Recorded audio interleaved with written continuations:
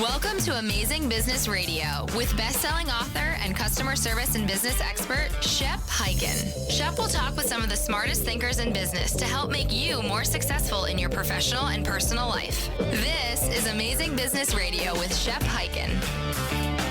Hello, everybody. It's Shep Hyken. We are back with another episode of Amazing Business Radio. Today, we have the owner of a marketing and training agency, and that is Barry LaBov, who, by the way, just a little background on him, he was a rock star. He actually had a band in the 1980s, and they created a number of albums. He's one fun dude to talk to. Anyway, we're going to talk with him about how to be congruent with your marketing messages and your employees all align in the same direction, and that is to take care of the customer. Now, before we get into that, a couple of quick announcements. If you've got a question or if you've got a story that you want to share, please be sure to reach out to me on any of the social media channels. I am pretty much everywhere. And if it is a question, use the hashtag AskShep, and I'll be sure to answer it right there in the social media channel. I'll answer it on this show and my newsletter, the Shepherd Letter. By the way, if you haven't subscribed, it's free. Just go to hyken.com and subscribe. And also, you can catch episodes of my TV show. I may answer the question there, which is Be Amazing or Go Home. And that show can be found on Amazon Prime, Apple TV, Roku, and you can go to beamazing.tv to catch all the episodes. That's beamazing.tv. All right, let's get into the interview. Barry, welcome to the show. Hey, thank you, Shep. I'm happy to be here. And I'm excited to be talking to you because you have an agency. It's a marketing and training agency. And when you told me that, I thought marketing and training. I get marketing and development and marketing and acquisition, but training. And I asked you about that. And you said, we train people in a company to best represent their brand. And I know that's not quite the same words, but am I pretty accurate in that description? Yeah, you're 100% on target. What's really fascinating, and I never really understood this, is there are marketing agencies, marketing advertising agencies, and they put together ideas and they have them transmitted out there for customers. And then there are training groups or firms who then train the individuals who either build the products or serve the clients or the customer base. And I thought, why would that be such a unique situation? Why wouldn't there be companies that do both? Because they really do work together. So we do work with clients to differentiate their products and their brands so that their customers better appreciate them. But we also then take it to the next step of saying, okay, here are dealers, here are individuals who are going to now represent that product. So let's best train them on how to do that. And also, by the way, Shep, train them on the type of customer, the psychographic or mindset of that customer walking in. So that's what we do. And that's why we love what we do. It's simple and it's brilliant at the same time, because if we, as a marketing agency, we create this marketing program that gets customers to experience, or at least think they're going to experience something based on how we market through social media, advertising, et cetera, et cetera. I mean, to me, marketing is what gets people to your door. Sales is what gets people to buy. And the total experience is what gets people to want to come back. But if we start with, here's what we're promising you in our marketing messages, we got to train the people on how to deliver on that promise. It's brilliant. That's it. Not to have a sidebar here, but what you said just really spurred something. When we worked with Volkswagen a couple decades ago, when they were having a renaissance, Shep, and they were becoming a cool car, and it was exciting to be a driver. It was drivers wanted was their whole campaign. There was a disconnect at the dealership because what happened is all these customers were excited. Oh, it's a hip car and I love it. And they go into the dealership and here was, like a 1950s era dealership and people smoking cigars and going, okay, what do you want, buddy? And, what do I need to do to get you in a car today? And it was a complete disconnect. And they turned to my company and said, look, we need to marry the message to the experience. People have to walk in excited and then talk with people, look at the environment and go, this is great. This is exactly what I want. And so what you said is right on target. Yep. So essentially, we'll wrap it up by saying the marketing promise needs to be congruent with the experience the customer receives as a result of the promise they are told will happen. Actually, I've kind of made that more complicated than it needed to be, but basically there needs to be some congruency there. That's for sure. So I've got this this list of comments that you have. And by the way, you have a new book. It's coming out very soon. It's called The Power of Differentiation. And it's going to be published and distributed through Simon & Schuster. You can pick it up just about anywhere. But I think as I look at the questions that you provided in the materials that you sent ahead of time, this is how you differentiate. Number one is, have you defined the experience? And I think that's part of what your marketing promise is. Yes? Yes, it is. And here's an example. One thing we talk with customers about is, do you have a true customer experience for your customer base, your clientele? Or do you have 10 experiences or 800 experiences? If you think about it, if you have no defined experience, if you have no guardrails that you work within, then let's say you have 800 dealerships out there that represent your product. Well, you have 800 dealerships with 3 people. You have 2,400 experiences that your customer base may endure. Yeah. So you got to look at, what are you about? What is our message? And how should someone feel when they visit us, whether it's online or whether it's in person? The experience that a customer receives shouldn't be one that's by accident. Correct. Yeah, it should be purposeful. It should be defined. It should be consistent and predictable. And if you mentioned dealerships, I'm assuming like a Volkswagen dealer.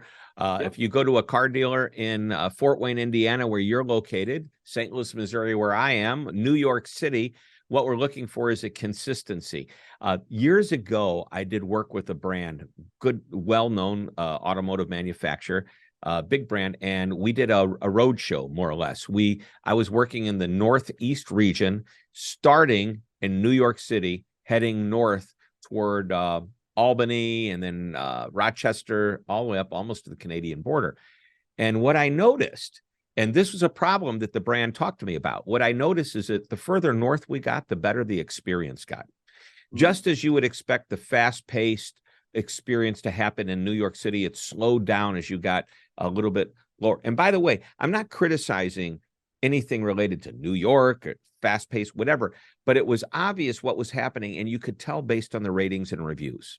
So what the manufacturer was concerned about is that people were becoming loyal to their brand, but not to the dealer that they were buying from. So they would go buy from somewhere else, even if far away, even if they lived in New York, simply because they were getting better experience elsewhere. So anyway, again, not knocking New York, but it's obvious that there's demographic issues and all that. You've got to create this consistent experience. Well, one thing I'll add to that, and so what you just said is really interesting for your listeners, because that's why that's why the J.D. Power surveys come out when you buy a car or a motorcycle or whatever. The brand is sending them out, and they want to know how you feel, because the brand wants to hold on to you as the loyal customer to their brand. They're concerned that if you have a bad experience at a dealership, you're going to say, I'll never buy that brand or go to that dealer again. And one thing I think it's really important is, most of us, and this includes you and me, we do not differentiate the brand versus the store or the dealer or the salesperson we talked to or bought from or didn't buy from. We think of it almost all the same. So if you go into a Lexus dealership and you have a great experience, you're loyal to Lexus and the dealer. It is very much human nature for us, however, if we go into a dealership and we have a lousy experience and they treated us poorly, to say, not only will I not go back to that dealer, but we unfortunately may also say, I will never buy that brand for the rest of my life. And that is not what the brands want. and ultimately not what the dealers want. Right. It's one experience for everybody. And it's easy to make for a customer to feel that way about a car dealership because you go to buy a Lexus at a Lexus dealership. If you were to buy that Lexus on a used car lot, and the used car lot had 25 different brands sitting on the lot, you would not, and you bought your Lexus and had great experience driving the car, but a lousy experience with that used car dealer, you're not going back to the used car dealer. You'll go try to find that car at another dealer when it's time to get a new Lexus. And so, but here's the other thing that I love to talk about is people refer to a person as them. And we're not talking about the woke society we're in today where people identify he, she, them, whatever. Right.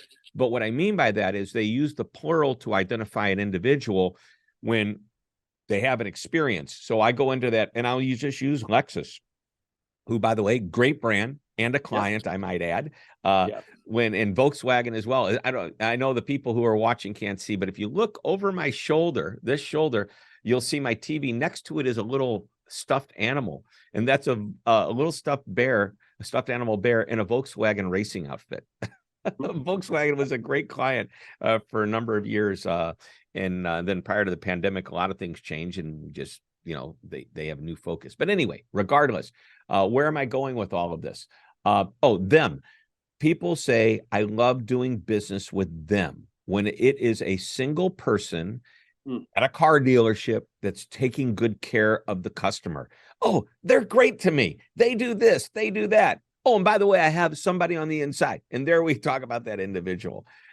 I jokingly talk about my kids taking a McDonald's, and the lady always remembered what we ordered. And my daughter said, boy, they are so friendly here. And I go, it's not they, it's that woman over there that treated us right. But that one person represents the entire brand. That's really well put. And I haven't really heard anything like that before. I think you're right on target because that person embodies the brand. Yep. So make sure that anybody that interacts with your customers on the front line, and you know what, I'll even go a step further in a moment, but they need to represent your brand the way the brand is meant to be represented, the way your marketing messages and promises are made. Internally, if you're not treating people the same way you want your customers treated, you cannot expect that front line to treat them any differently. That's exactly right. All right, let's take a quick break. And when we come back, I've got a lot more to talk about. I want to talk more about the book, The Power of Differentiation, the upcoming book by Barry LaBov, and we'll be right back. Don't go away. One of my favorite sayings is that customer service isn't a department, it's a philosophy. And it's a philosophy that must be embraced by everyone in the organization all the time, and that's 24/7. So if customer service is important to you, and I know it is, then you will love our virtual training, the ultimate on-demand customer service and experience training program that you can access anytime, anywhere. Now, the course content applies to everyone, regardless of position and responsibility, from senior executives to the most recently hired and everyone in between. You'll discover tips, ideas, and strategies that won't cost your company a fortune, but will produce what I call moments of magic, those positive experiences, and it will happen at every level of your organization. So go to Customer Service VT. That's V as in virtual, T as in training. That's customerservicevt.com. It's time to get customer focused. You're listening to Amazing Business Radio with best-selling author and customer service and business expert, Shep Hyken. We're back on Amazing Business Radio talking with Larry. I'm sorry, not Larry. It's Barry LaBov. There's an L. It's LaBov. And we are talking about now his upcoming book, The Power of Differentiation. And there's many different ways to differentiate yourself with your customers.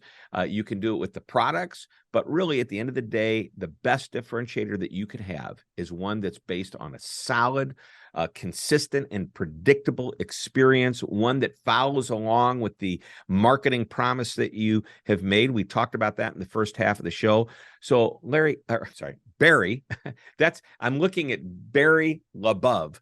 Barry, Right. Let's talk about the book. And give us maybe a few tips from the book that we can get excited about. And by the way, it is available for pre-order on Amazon. Right. There are a few things I think that are really important. I'd love to share that are in the book. There are some stories. We have to find, so one thing that's really important, employees have to find a significance in what they do.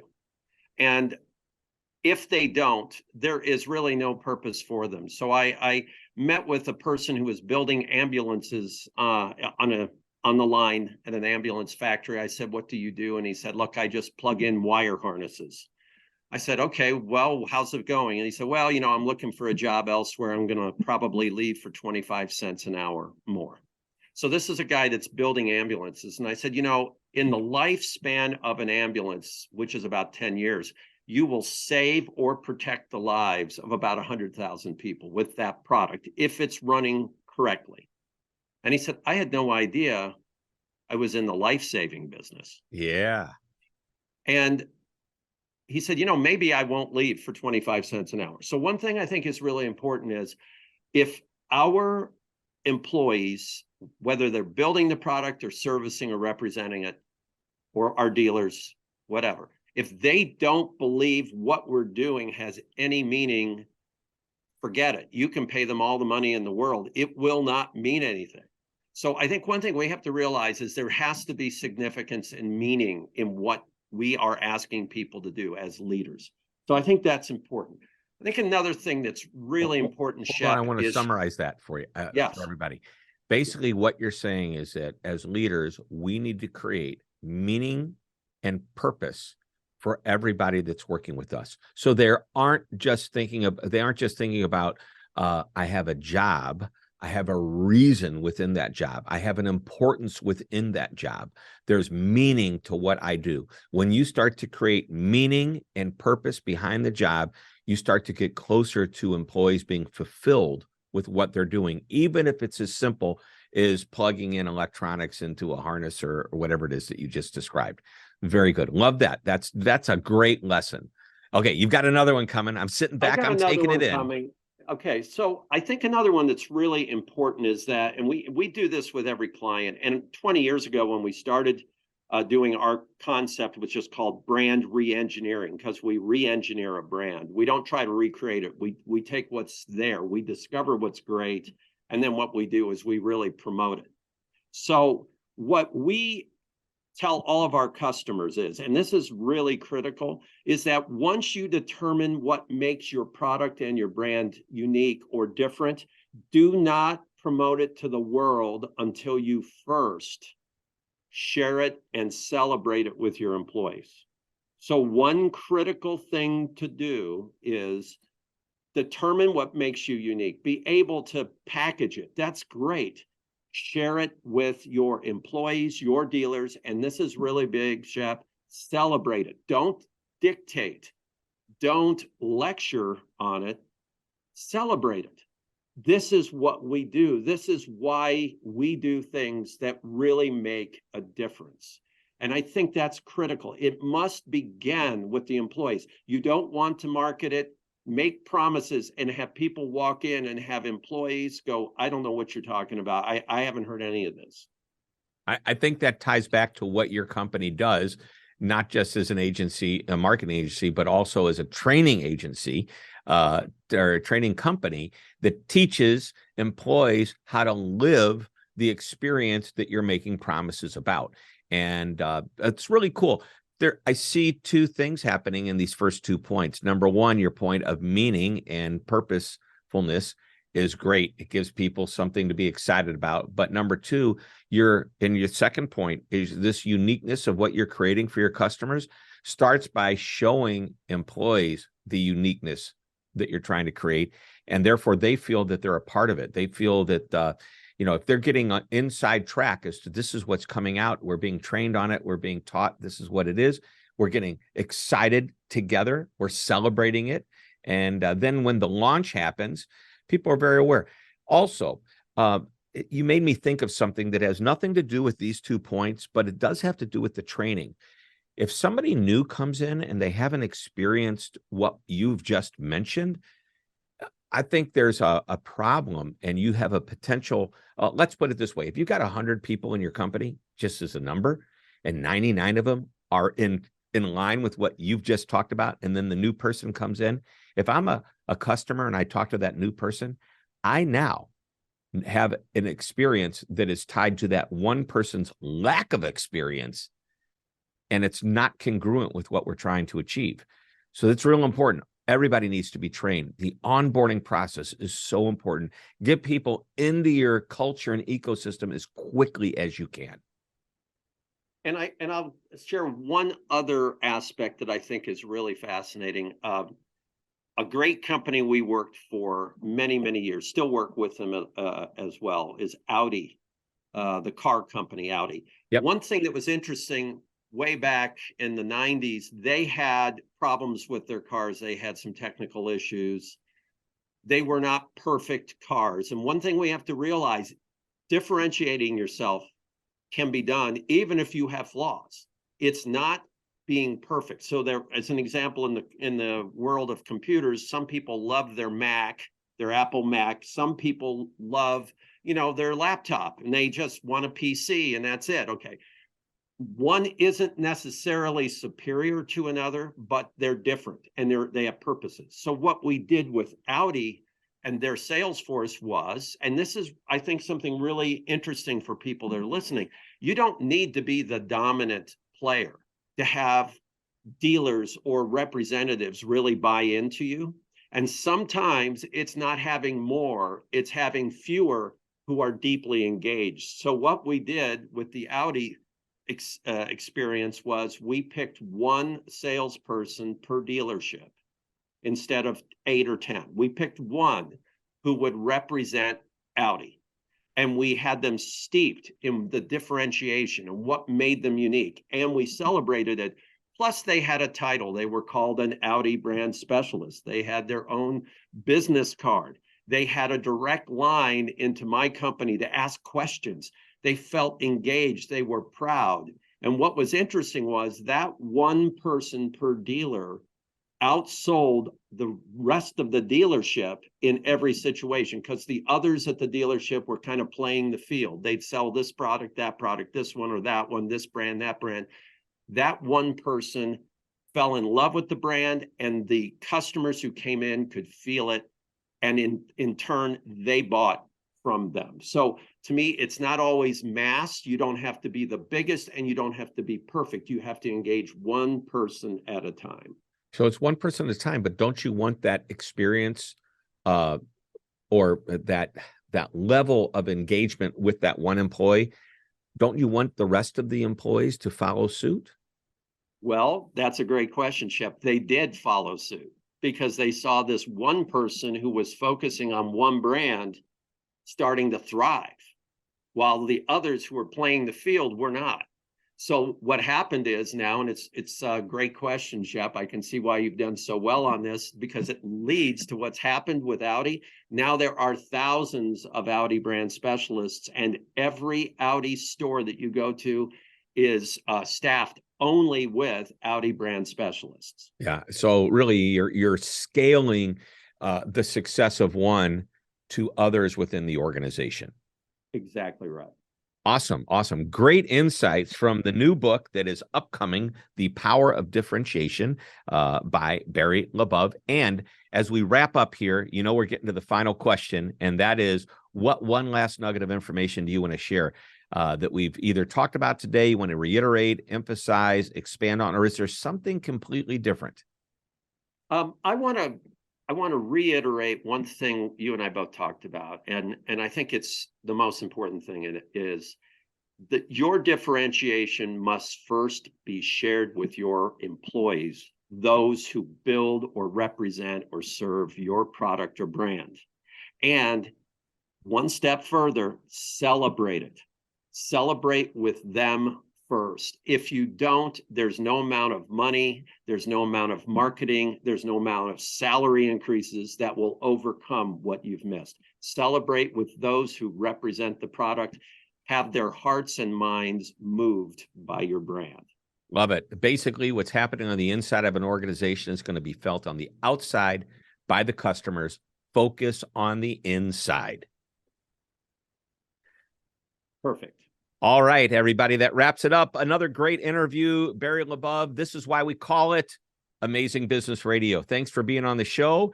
And everybody, please tune in next week where we'll have another interview. I promise it will be great. And until that time, this is Shep Hyken reminding you to always be amazing.